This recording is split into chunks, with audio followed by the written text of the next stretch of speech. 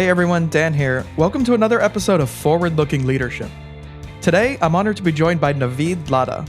Navid is the founder of On Purpose Careers. He runs one of the best social impact remote role job boards out there, and we share a common obsession with helping people find work that puts good into the world and pays them well in the process. Navid, thanks so much for joining me on Forward Looking Leadership. Yeah, Dan, thank you so much for having me. I'm really looking forward to this, and I think you're one of the leading voices in this space of good work, getting paid well, and particularly with the remote opportunities as well. So something that I'm really excited to get into with you. Oh, I appreciate that. No, likewise. I've been following you also and just love all the work that you do. And it's been great to getting to know you through this process also. Likewise. So what is it that makes this work really important to you? I share a lot of these same ideas and predilections and whatever we want to call this, but what is it that really makes this kind of work important to you? Yeah, I think it all started with the idea, or I guess more of a fact, that I think a lot of purpose-driven professionals tend to minimize themselves when it comes to pay. I think there's this unspoken idea that in order for me to do work that's quote unquote good, or if I want to make an impact, if I'm going to be in this profession or this industry, I don't need to get paid well, and that's a concession I'm willing to make, and I want to challenge that, right? And I think that's kind of where it starts from, to say actually there are lots of opportunities out there that allow you to do good work, make an impact, and still get paid well. And so that's kind of the driving notion behind a lot of the work that I do, is to say I want you to find good work, and I want you to feel like you're having a big impact in the world without having to minimize yourself or without having to sacrifice pay. From our mutual perspectives, I'm sure working with so many different clients, it's just seeing that this kind of thing is possible and wanting it for so many more people is really where I'm coming from on it too, of just this is not something that's some sort of a crazy idea that can't happen. It's we see it with people all the time, and it's just so much better of a way to live and spend your working career. Exactly. And we'll get into this in a bit, but I think there are all these aspects that make the nonprofit work even more equitable, or it furthers the mission when job seekers advocate for better pay, when we ask for more compensation. So there are all these connected pieces. It's not just the professional, the individual themselves, but it's this whole idea of what happens because of that fact that you asked for a well-compensated career in the sector. I love this. Looking forward to getting into it in much further detail too. So first, what is it that you see as causing it when social impact work is underpaid? What are all these kind of factors that you see going into it? Yeah. So I think part of the problem is when organizations underpay or don't pay enough to meet the market demand or the market levels of what professionals expect, you're creating kind of a wealth inequity within your organization, right? So what that means is you're probably bringing in people who have the means to live already well, and they're willing to accept this lower pay to enter the social impact world and do good work. And those are the folks that stick around and get promoted. And then so leadership eventually ends up being not the people that you're trying to serve in the community. So this idea, there's a disconnect between the professionals who are in the sector and the communities we're trying to serve. And so if we're trying to reflect that more and more, I think actually it starts with pay. So if you can, as an organization, increase the pay levels, if you can increase the compensation levels, I think that will drastically influence your future leadership, your current makeup of your staff, diversity, equity, inclusion, all the work that we talk about all the time in this sector.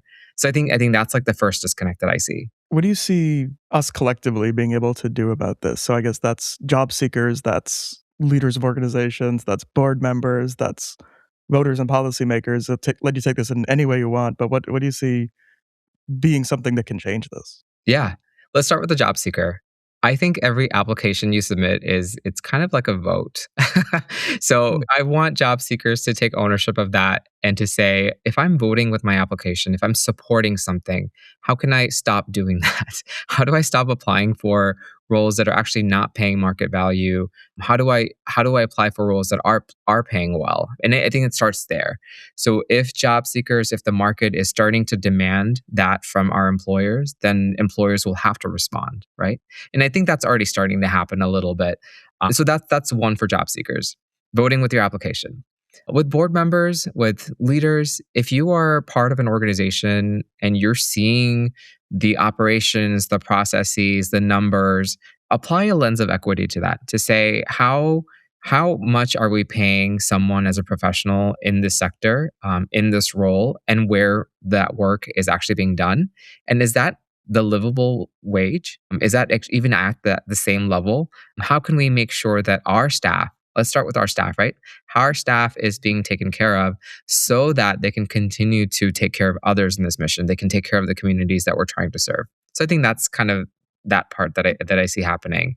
The third area is, I mean, I think when it comes to executive leadership, so folks who are now steering the boat, that are looking at the operations themselves closely, you probably want your staff to stay with you for a while, right? And you want them to be doing good work. And again, this idea of like you want to reflect the communities that you serve. So how are you going to do that? I think that starts with pay. That's kind of what I'm saying. Tell me about your perspective on this, Dan. Yeah, I really like all of this, and I'm very interested in getting into the kind of voters, policymakers, funders, more systemic level stuff too with this. But I love the tie-in you make to having people who are not traditionally well off, let's say, getting into this. I think a lot about the well-known problems in the US, at least with, congressional staffers and interns, and they're all getting paid, 30 something thousand dollars a year for jobs that are pretty high level. And and I think free for the interns. I'm not sure what the latest is on that, but it has the selection bias, right? Of you can only do this if you're already well to do. And what is that doing for who this brings in and who this attracts and who this promotes and all of that? So I very much agree with that. I think there's also this kind of traditional views of social impact work being less than, being not as good as private sector work, being not as value add as private sector work, being kind of like a distraction from profit making and value creation and all of this kind of stuff. And I'm seeing a future where that is less and less the case, where it's much more clear on what the value of this work is, and being able to do that in a way that actually provides value, reflects value, and shows that. So that's something I'm personally really excited about too. Is like, how do we shape the perception of this work away from it being kind of like a side peripheral charity thing or Mm. something that you do after you've already made all of your money and now you're kind of giving back your time, or something in that kind of a realm, and into what I see currently in part, which is people who could be doing anything, people who could be working in any space, and they're choosing to work in something that's socially impactful, and they're bringing the same level of rigor and heart and skill set and competence and all of this to it too. So that's one addition I would add to it from my end. Yeah, that actually kind of makes me think of two different things. Like one is corporate social responsibility and why it exists. And so this idea of, when a corporation invests a lot of resources in community impact, and they have teams and they give out all this funding, and part of the reason they're doing that work is because, I mean, in turn it helps them gain market value, right? Like it helps them reach an audience and increase brand awareness, and just, it's not just because they want to feel good about themselves. Maybe that's part of it, but part of it is also they're increasing their brand awareness in a market, in a specific area. So there's that. So that's why that exists. And so good work complements that, right? So if they need it, that's why it exists. The funding is available. Those resources exist. I think the second aspect of this is, I mean, it's not just generational. I mean, I think I'm a millennial. And I think a lot of my fellow millennials and Gen Zers are actually very much into social impact and doing good work and having a positive impact in the world. So I don't think that will necessarily go away, and that motivation, that incentive is still there. But then there's this like third thing that's kind of emerging, and I'm not sure how you feel about this. But if we think of AI and the workforce transformation it's having, and how some of the technical aspects of our jobs, the technical workforce, perhaps like that might get replaced, or it might get reduced, or I'm not sure. I don't know. I don't want to predict anything there. But what I will say is, if that does end up happening, and that seems to be the trajectory we're on, I think there will be more opportunity for us to then solve more of our complex problems that we have, right? So again, the burden shifts back to the nonprofit, the social impact sector. What are we going to do about this now? What are the problems at hand, and how we're going to solve them? What do you think about that? You hit on this. These are the more challenging and complex problems, right? Like these are things that are not easy to solve or resolve, and education and healthcare and climate and all of this kind of stuff that's so human rights, like stuff that's so challenging and tricky and hard and takes, generations of work to solve oftentimes and is not as easy as some traditional kind of businesses. But it's like, what can we be doing to still work toward those while making progress in the short term as well on things? And yeah, I think that's right. Like if there's a future of, let's say the positive case future of AI ends up being that we have, excess productivity that gets applied to everything, and then there's kind of like freed up whatever this looks like in terms of societal returns for it, and that gets brought back to people who are professionals and workers and all of this kind of stuff, and they get to then spend their time working on interesting challenges. I think that's like a wonderful future. I'm not sure if that's going to be the case with Yeah, I mean, AI. like, the in the utopian fantasy of, like, how AI takes over the menial tasks of our work, and then we're all kind of in this reckoning of what will we do with our time? How do I give back? What is the meaning of my purpose and my impact? So, I think in that kind of fantasy, in that world, perhaps, like, there will be more of an emphasis in our sector. There are some people that are actually talking about this in conference spaces and in different, like, or having a dialogue about what this might mean for the future. And of course, they're also trying to solve that problem by creating more companies. It kind of traces back to capitalism, but at the same time, like I guess I still appreciate the topic of it. I still appreciate that people are thinking about, hey, maybe there will be a time or a space where now people will want to invest more time. No, I love that. Do you see in terms of like policy changes or legislation or anything like that that you would want to see for either current or for this AI future kind of a space that involves social impact work and all of this? Anything that you see on that end of like systemic changes that you see needing to be made or that you would support being made? I mean, I think one of the things that unfortunately is not available anymore is the student loan payback, right? So the Mm. student loan forgiveness for public sector work or nonprofit work or education work. I'm not actually exactly sure what the status is of the like people who are involved in the. I would love to hear from your perspective on this too.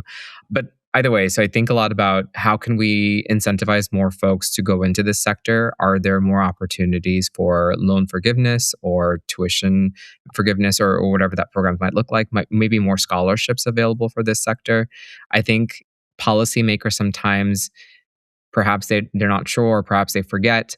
But there is a very like dotted line from public sector to government work to nonprofit sector and social impact, right? Like those, that's actually a lot of the similar people or similar values. And so, how can we incentivize this entire population to actually say, like, we actually want to be more civic minded, and that might mean working for the government, working for the state, working for my county, or working for my local community in a different way. But those partnerships are all intertwined, right? That would be amazing to see. I'm curious, what about you? What are you thinking about that?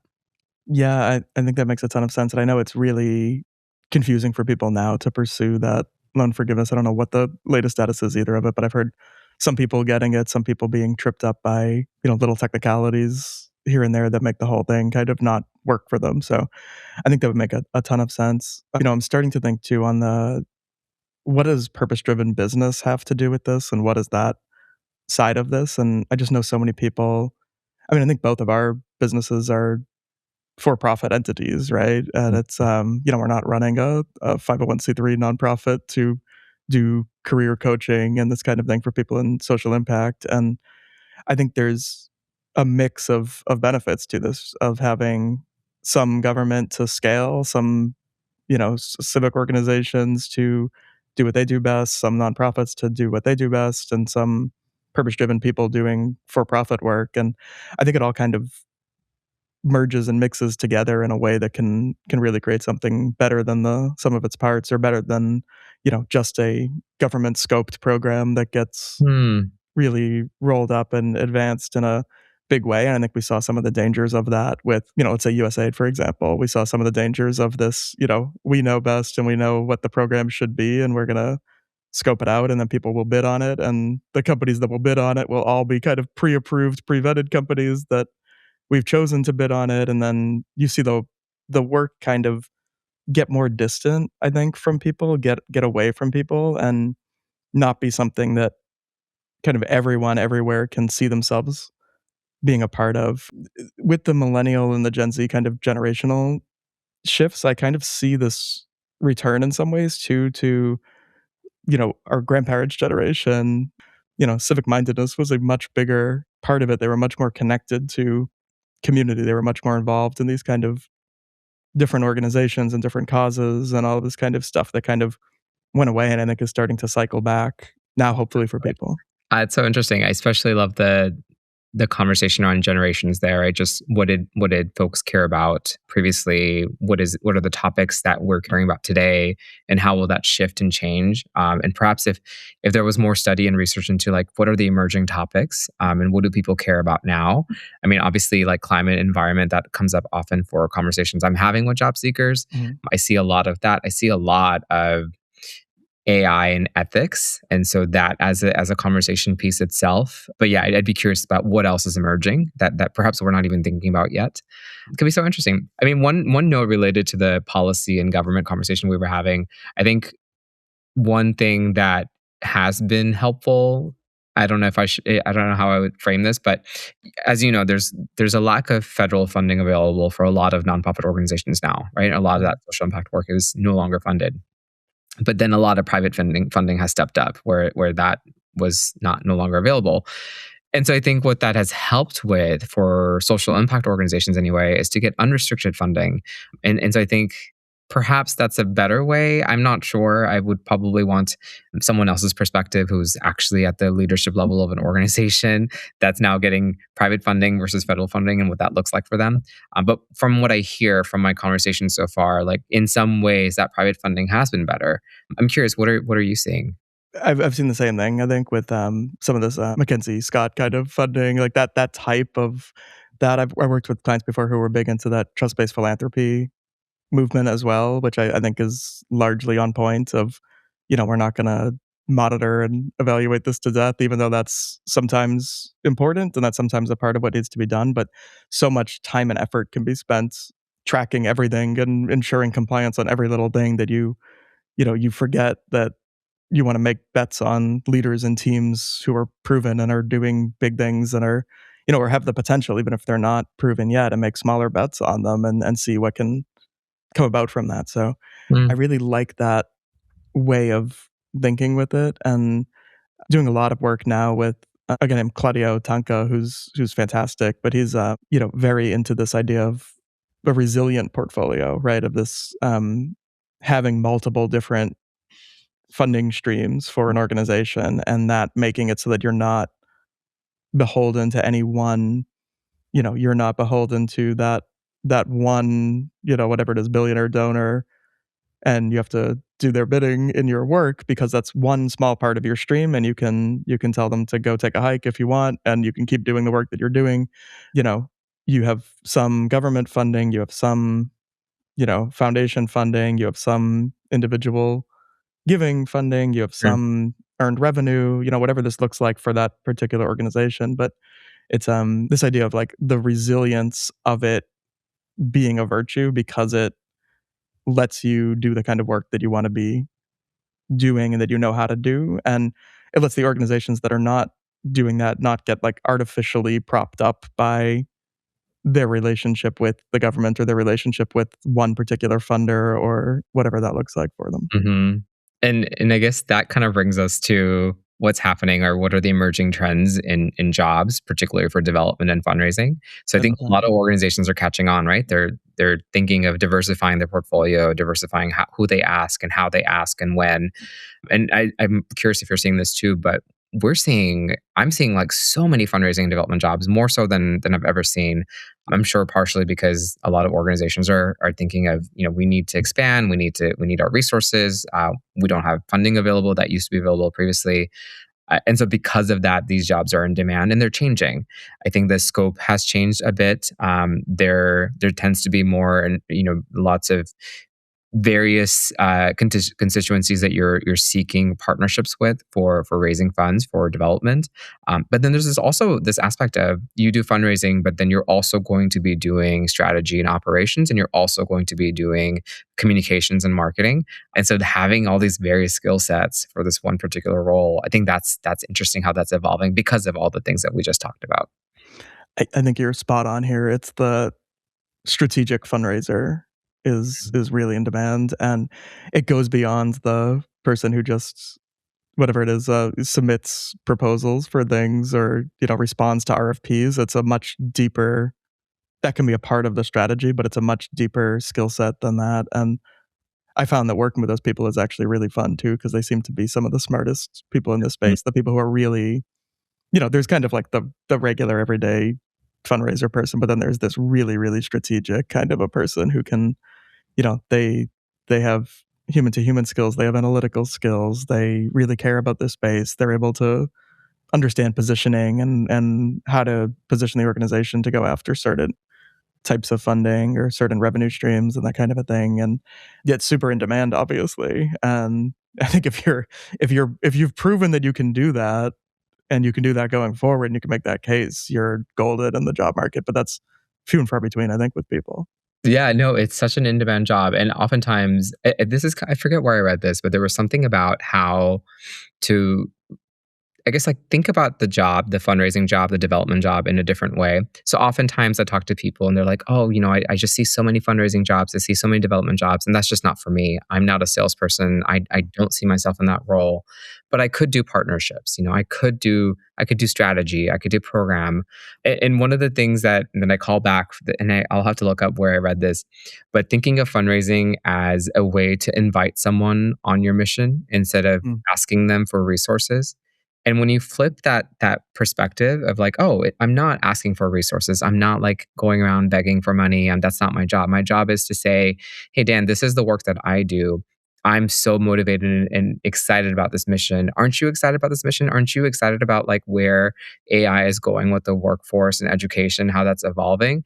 You want to join us on this mission? You want to like work together on this? And then that changes the whole perspective and narrative, right? And I think it makes fundraising and development more, I don't want to say fun, but perhaps more fun, but less salesy, less the fear that people have about this particular job. Yeah, I think that's so right. And I think one thing I see with people too is that this idea that partnerships is easy, right? This idea that like, oh, I could do partnerships, like no problem. I think real partnerships is exactly what you said. It's that inviting people to come along on your journey. I love that framing of it, and it's really hard though, right? That's not an easy thing. That's like you can kind of phone in and like whatever. It'll happen by happen on its own kind of a thing. This is very serious work, and the way that organizations can move this forward, and it's often an executive role too. I think a lot of CEOs basically have this as their mandate, or executive directors to have this as their mandate of doing this kind of strategic partnerships, fundraising, all of this kind of stuff. Yeah, that's spot on. I feel like more and more executive director, deputy director, all those roles, there is an aspect of fundraising involved. Was recently talking with a really interesting guy named Scott Roy. He came from a corporate sales background, which I think is interesting, and he's pushing back on this idea that being salesy is a bad thing. That Mhm. you don't want to be salesy in the pejorative sense, but this idea that complex sales have a place in nonprofits, right? Understanding truly value add, true partnership kind of sales over time, rather than just this like immediate asking people for money kind of a thing, is actually valuable and noble. And I think there's a lot to that, and it's a lot of how do you, as a nonprofit or as an NGO, how do you not shy away from that? What do our communities actually want, right? What do our customers in the business sense, but probably, yeah, probably communities, whatever we want to call it now in the Mm. nonprofit sense, what are their needs? What are their pain points? What are their opportunities? What do they think those are? And how do we work with them to craft solutions together to address these? And how do we bring our organization's resources to bear toward this? And I think it's a lot to that. Yeah, no, and I love that idea. I think It kind of reminds me of, and again, like I'm so bad at remembering wherever read these things. There's something about encouraging nonprofit organizations to also say, what is your end game? So this idea that you don't have to continue on this mission forever, but like you have a problem that you're going to solve. So let's, in your words, right? So this idea of like strategic sales. Let's get to that goal. Let's raise the funds and the resources that we need, solve for the problem, and then move on to something else that we need to solve. Have an end date, have an end goal or an end game, right? So this is what we're doing the work for and working toward, and then this is when we hope to have this work done by.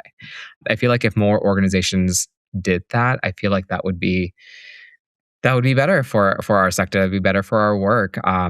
Instead of this idea of I'm just going to keep operating infinitely. Yeah.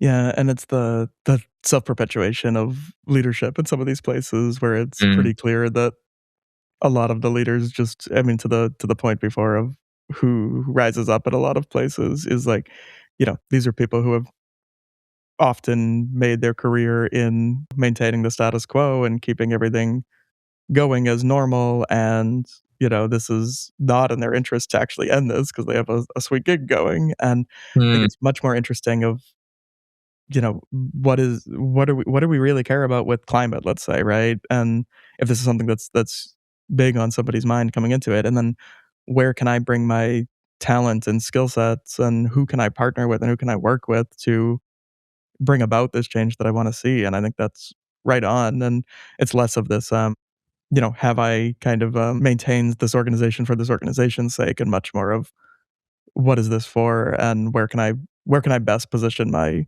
skills there. There's this opportunity cost concept that I think about a lot, and then comes up with clients a lot too, of there's so many different possibilities of what you could do, and it's really what is it that you would most thrive doing, and where do you think that you're best spending your time and efforts, and merging those, I think, is really important. yeah, that's spot on. That's great. So in terms of the best paid roles, so there's all these different subsectors within social impact, let's say. I talk a lot about this with people of the subsector really matters, and you can't really gloss that over. And there's probably trends of location, there's trends of subsector on pay. Certain ones are known to pay better and worse than others. Certain ones are known to be better and worse kind of places to work.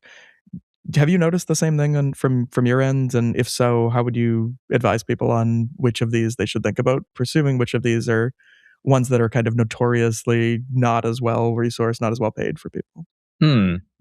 I think of that. I mean, so I guess taking a step back, I see the jobs that are emerging right now. There's a bit of a trend and a pattern and a cycle to them, right?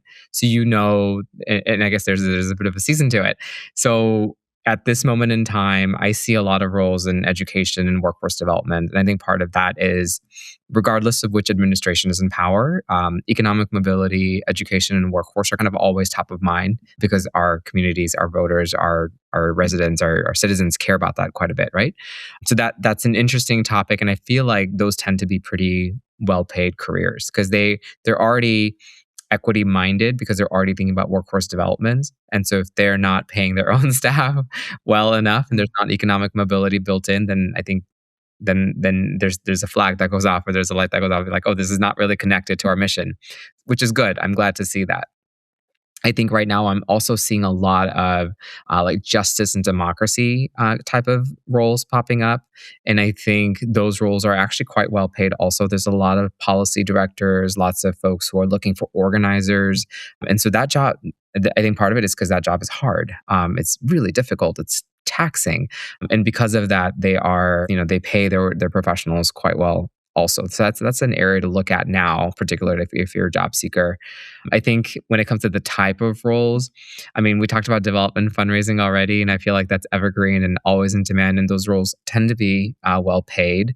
I'm also seeing a lot of communications and marketing and tied with fundraising, but tied also with partnerships and your constituents. So I think that's really interesting and fascinating. I think a lot of nonprofits are getting more professionalized in how they communicate, not just with their funders, investors and their donors, but also with their communities, also with their partners, perhaps how they communicate with their board members to say what is the work that we're doing, what is the impact that we're doing, and what are our needs from you specifically. So that internal communications, external communications person who can kind of tie in the two together, I think that's really fascinating and in demand. The other type of role that I see right now that is well paid, strategy, operations, and that role shows up as director of operations. It could show up as the chief of staff. It could show up as director of strategy. That role or that type of role is definitely emerging. It's in demand. I see it all the time. And it's paid quite well. I mean, there are roles that I'm seeing 160 to 180, if not above 200K sometimes. Those roles exist. What are you seeing? My overarching answer is typically, the easiest roles to get are probably strategic fundraising Mm, and some sort of an operations role, like you said, that shoves a lot of different functions up underneath it. And it's like pretty obvious that this is like either revenue generating or cost saving kind of roles. So those are like the pretty obvious ones that I'm seeing right now. But I think you're right. There's ebbs and flows in the types of kind of functional areas and the types of thematic areas of these roles. I am curious on pushing into these a bit. So the workforce development ones, what kinds of places do you see with those? What do you think's kind of booming in that space? Yeah, that's a good question. I mean, there's different ways to think about it, right? So when I think of social impact, I also think of edtech because it's Absolutely. innovative, but it is doing good. It is having an impact on the world. And so I think edtech obviously pushes that workforce development, post-secondary education, post-secondary learning, or even K through 12, and just this idea of like, how are we moving people in through education to and through, and then eventually into workforce and what that looks like. So I think that definitely exists. I'm also seeing a lot of think about universities that are serving post-traditional students. So we think of WGU, we think of SNHU, SNU, Southern New Hampshire University, whatever you might call it. But I think there are lots of colleges and universities or programs like that are available now. So there's also Reach University that's doing that apprenticeship program. There are all these departments within major institutions. So they might not be a standalone organization, but they have a department that's focused on workforce development strategy for their students, for their learners, or for the future learners. So there's a lot of that, I think, available. I actually have a background in workforce development, right? So I worked for a nonprofit organization that served post-traditional students who were enrolling in college, but perhaps non-traditionally or later in life. So folks who might be working and going to college at the same time. So our organization was providing in-person coaching for folks who were enrolled in online nonprofit institutions. And then once they were done with that program, we were supporting them in how do they enter the workforce, or if they were already employed, how do they then have economic mobility and get promoted. So that type of organization, and that was like a small organization in Austin, which has now expanded quite a bit. But those types of organizations exist all over the nation in various communities. And so I think that's kind of what I'm seeing still. What are you seeing?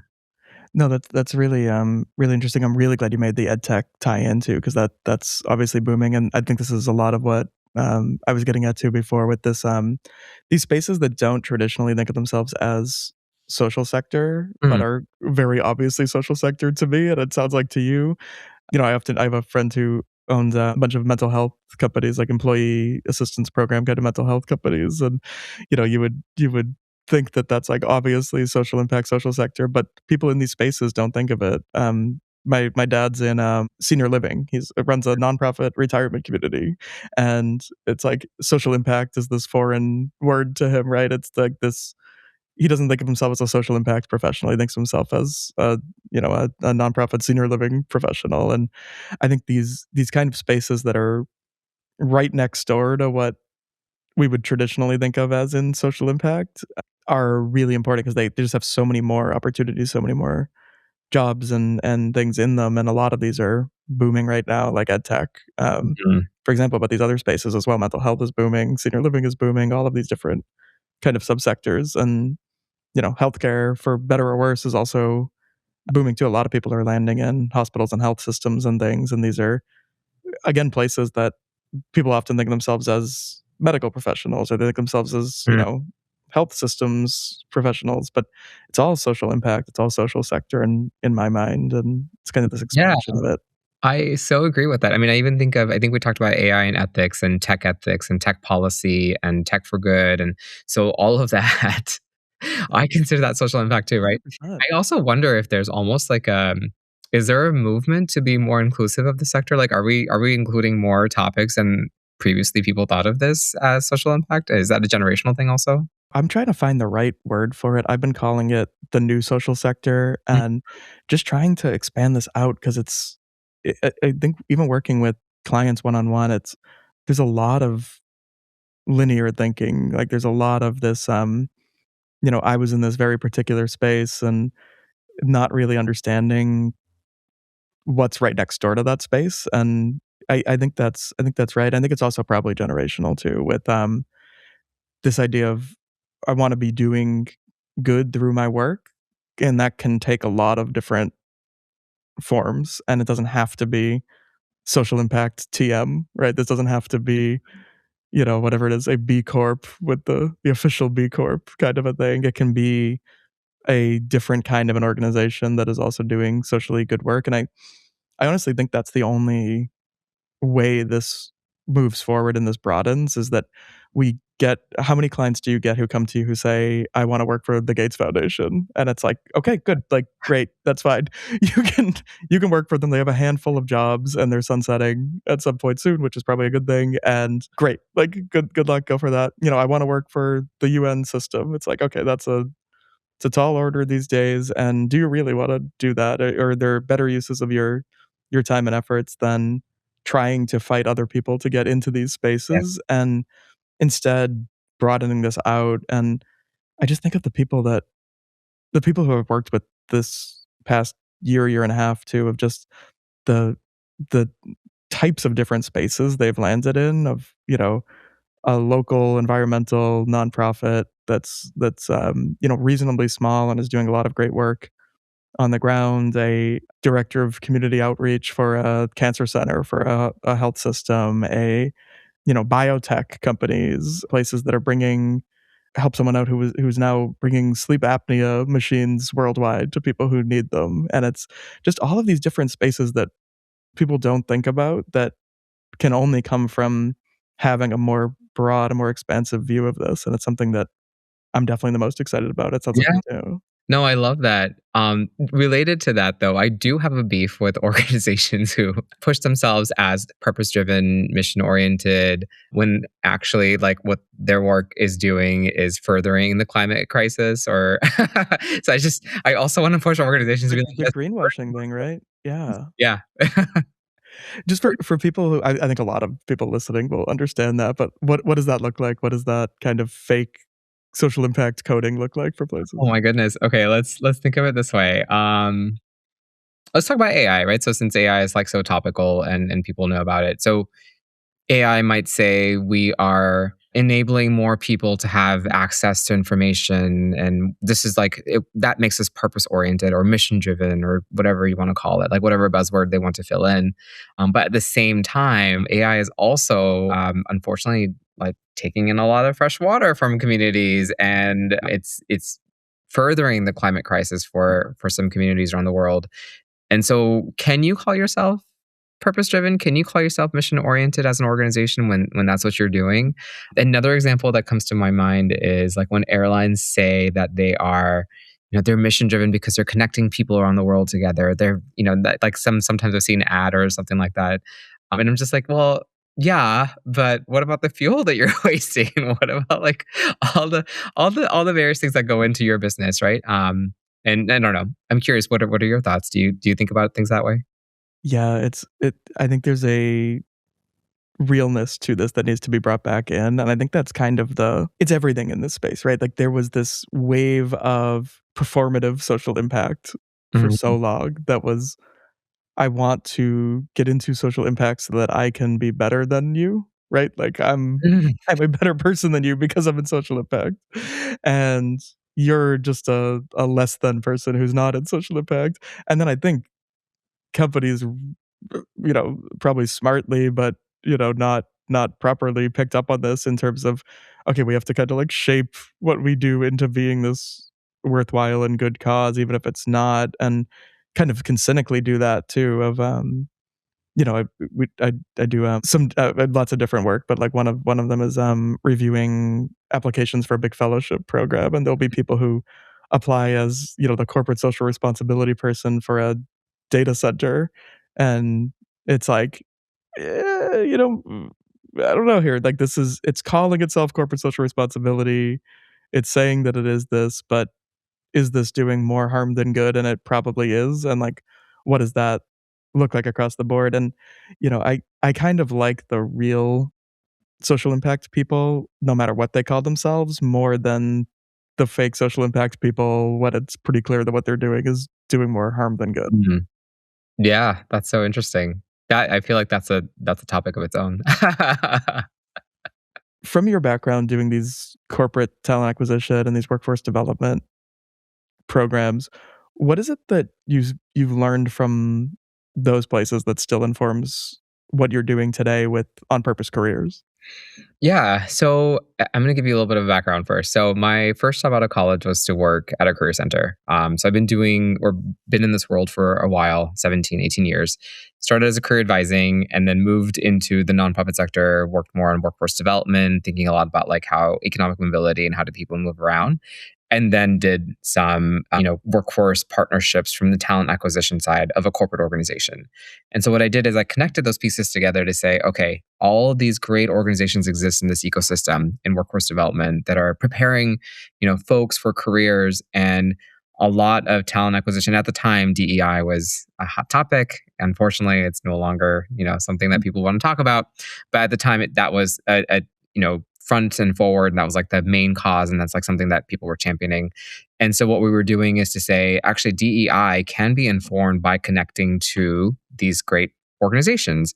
We developed this like tech, what did we call it? We called it a junior technology associate program, just for short. But the idea was to say there are all these technology associate programs that exist, and we're usually hiring like someone with a bachelor's of science in computer science, right? And the reality is that universities are actually producing less and less computer science graduates. And so there aren't enough folks who are interested in that as a career or as a subject for us to fill the roles and the positions we will have coming up. And so then there are all these nonprofit organizations that have formed, like Merit America, Perscola's Generation. They have all these great technology programs, right, to fill in this like entry level area, which can eventually then upskill further and move into more technology related leadership roles. So we developed a program. We thought about what the scope would be, and then because of my knowledge of the sector, I was like able to connect this employer to these communities. And now that program still exists and it's ever growing, which is so great to see, right? But that's like one piece that I was able to do there. And then now how that informs my work today, I would say, I think having seen the recruiting world, having seen how these partnerships and these strategies come into play behind the scenes, I think one thing I've noticed is if you can get the main team, the main person, the main department, say if it's technology or if it's marketing, whatever innovative thing you want to do with hiring, get them on board first. I think recruiting, HR, talent acquisition definitely has a place to, a space there also at the table for that conversation. But I think you need to get like the end goal, the end person excited. You need to get that department excited about like, what is it going to do for them, for their department, for their team, for their future? And then same thing that I inform a lot of job seekers is to say, apply through the means, apply through the process, go through the systems that are in place. HR, recruiters, whatever, all that, right? We love them. But how are you also directly connecting with the people that you're going to be working with in the future, right? Are you meeting them at conferences? Are you networking actively? How are you reaching out to them? What solutions are you coming up with for the problems that you see that they're having? And if the only person you're connecting that with is HR and recruiting, unfortunately, that's not their problem. Their problem is hiring someone. So that's like one way that informs how I think about careers and how I talk to people. It's so right. It's so right. And getting involved in these spaces and really understanding what the challenges are there and what the opportunities are there, and meeting people, and all of this is so critical. And yeah, Spencer Campbell, who I do a lot of work with on different things, he talks about this as a sort of arrogance in some ways Mm, from people that, it can sound like it's not that, but it's really I want to go into a new space and I want you to give me a job there, and I don't want to know anything about it. I just want to look it up online, and I don't want to be involved in it, and I don't want to give back to it at all, and like, all of this kind of stuff. And I think there's something to that, of this idea that there's a humility to mm.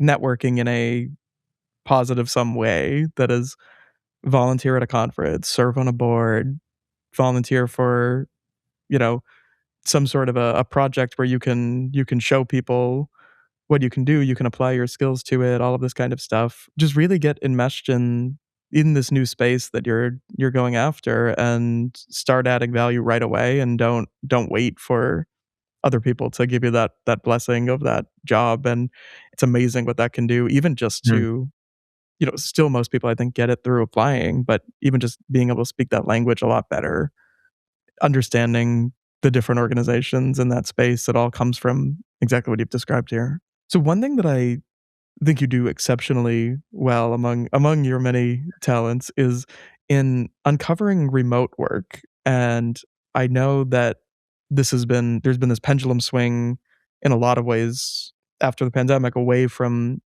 global remote opportunities in the same way that they were available.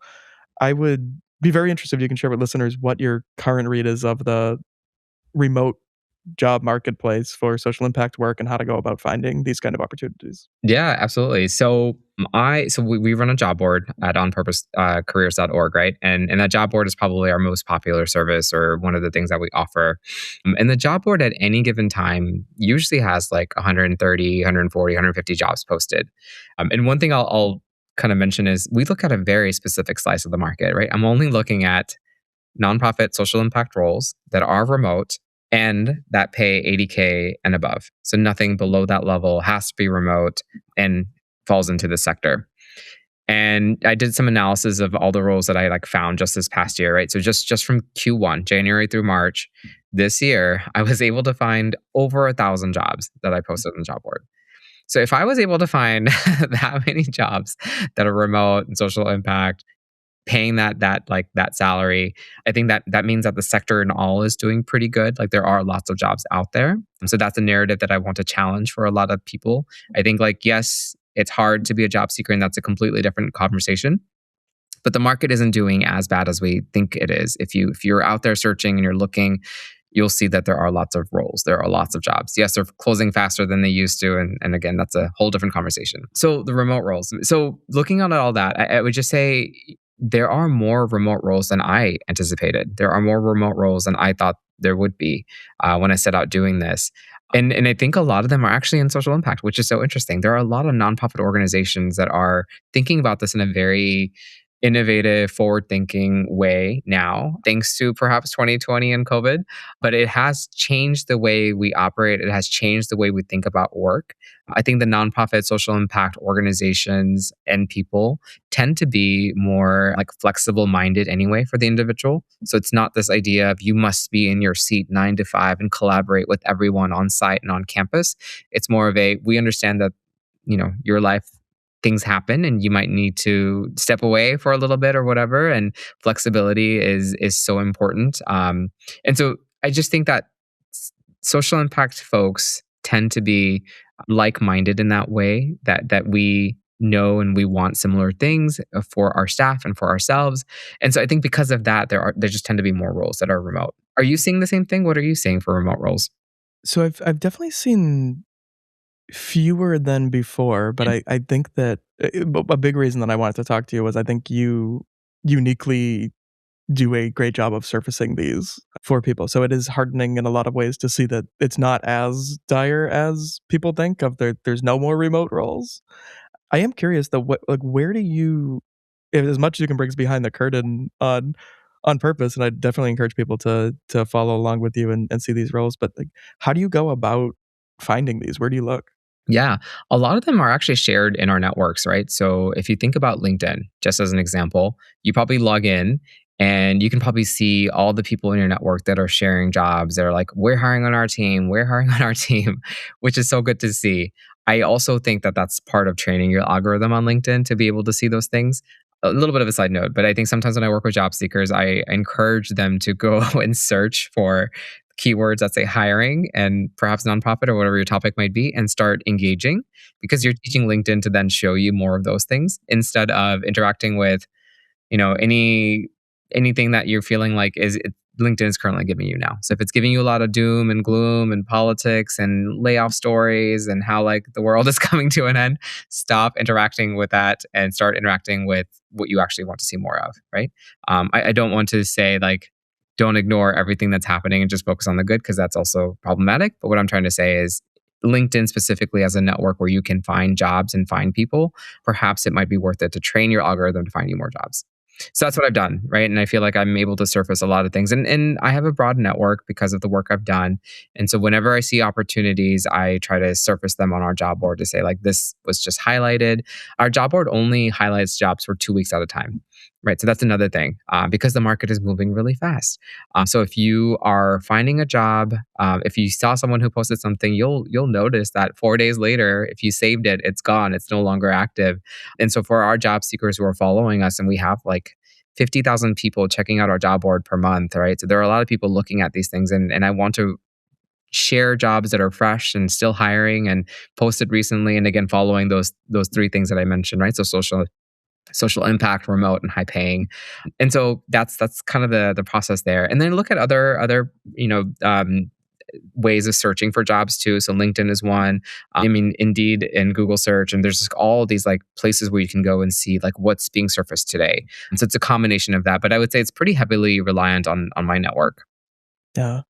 And it's something I think about a lot with job seekers too is when something is publicly available on one of like the more obvious job boards, not necessarily yours or some of these more niche ones, but like once something is publicly available, it's probably not the kind of job that's going to be particularly interesting or compelling. They're basically saying, we don't know who to get for this, or we don't really care who to get for this a lot of the time. And it's, if you can find it easily, or if you can think of the organization off the top of your head, there's going to be a lot of people applying for and going after those. And the individual connections who you have, who are part of your network, who are sharing these opportunities, I think are a really rich source of this. That's really interesting. That this is often what you're finding it is the people who are saying like, my team is hiring for this, Mhm. or my friends at whatever is hiring for a great this. Do you know anyone who would do this, and bringing that up?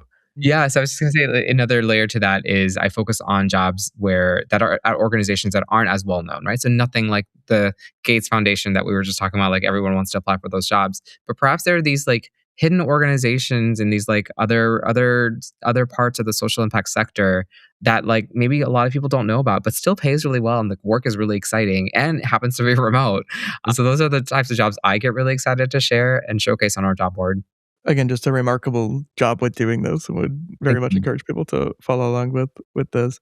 And a really good point on training the algorithm, and it's yeah, it's something that I don't think about often, honestly. Of like, what are you putting into this thing, and what is this then spitting back out to you in terms of LinkedIn? And it's huge, right? Because there's so much garbage on LinkedIn, Mm. and there's so much great stuff on LinkedIn, and it's this kind of the best and the worst of everything in the world is on this as a platform. And what are you kind of looking at with it?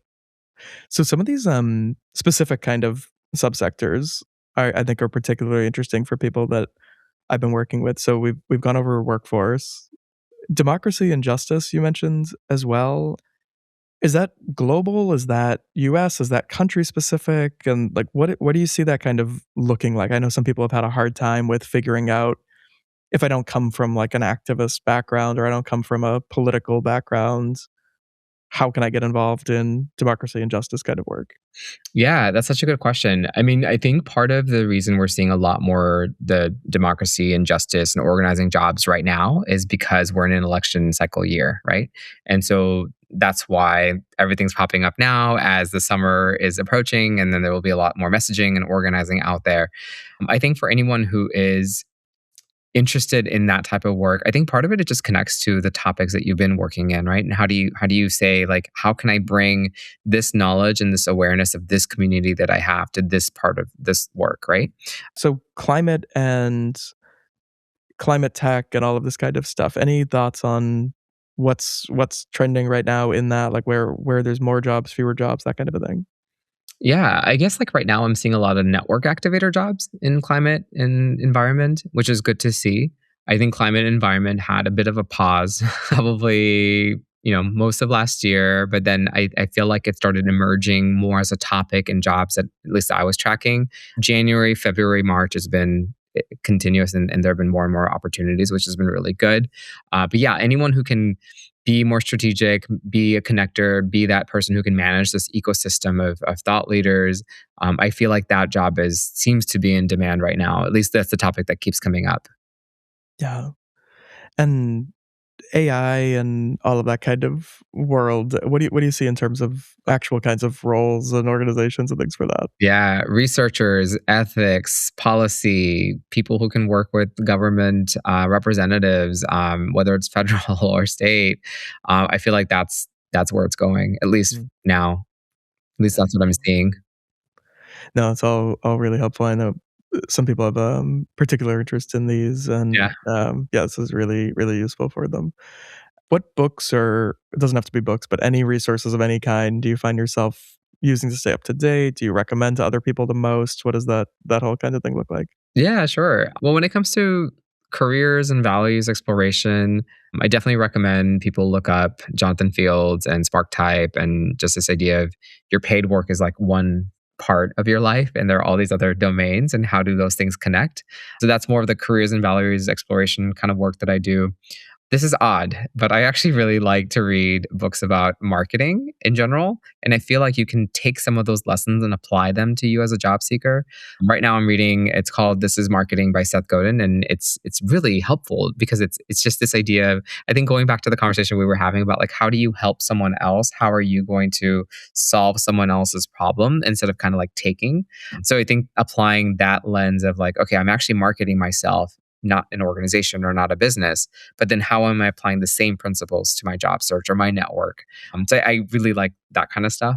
I love reading actually like memoirs of people who have weird careers or have taken like different paths.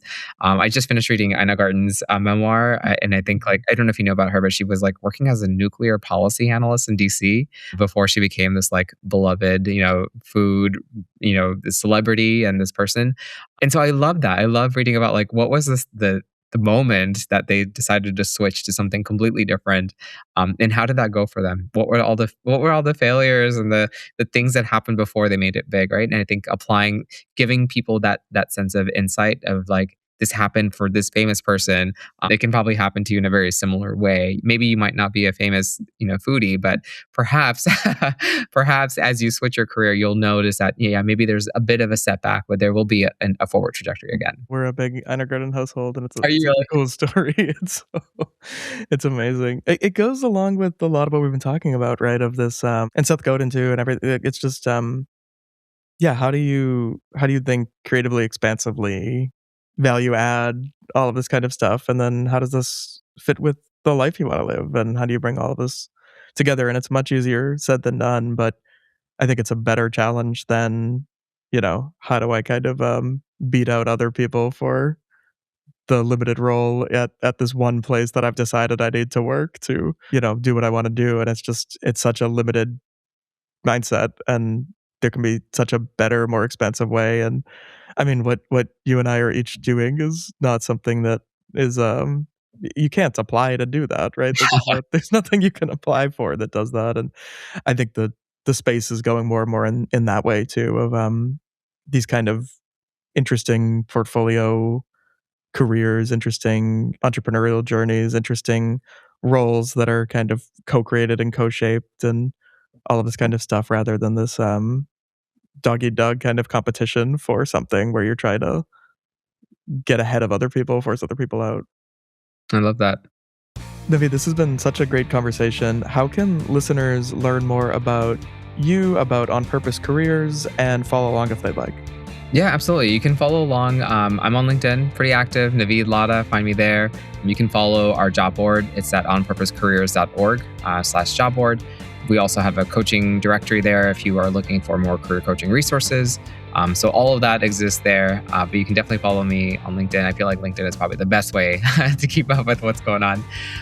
Okay, great. Well, thank you so much again for joining us. This has been a hugely valuable conversation for listeners and leaving me excited about the future of this space and the future of this expanded space as well. So thank you so much.